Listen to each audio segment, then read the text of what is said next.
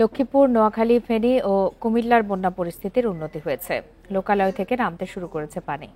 আশ্রয়কেন্দ্র ছেড়ে বসত বাড়িতে ফিরতে শুরু করেছেন স্থানীয়রা। তবে এখনও লক্ষ্মীপুর সদরের ১২টি ইউনিয়ন ও পৌরসভার ১০টি ওয়ার্ডের ৫ লাখ মানুষ পানিবন্দী।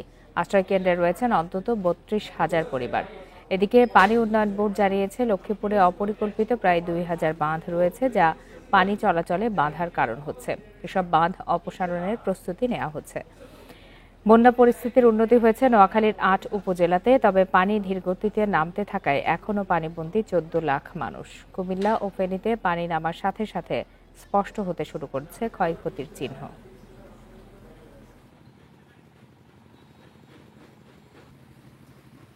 রাস্তাঘাট, পোল, কাঠবাল যদি চারিদিকে পাই পরিষ্কার, ড্রেনগুলো যদি পাই পরিষ্কার হয়, তাহলে এত কষ্ট আর হয় না। রাস্তা যে পর্যন্ত মানে না শুকাবে সে মধ্যে আমাদের দিকে পানি টানবে না। মানুষ খুবই ঝামেলার মধ্যে, কষ্টের মধ্যে আছে। গরু ছাগল নিয়ে মানুষ, বাচ্চা নিয়ে খুবই সমস্যার মধ্যে রয়েছে।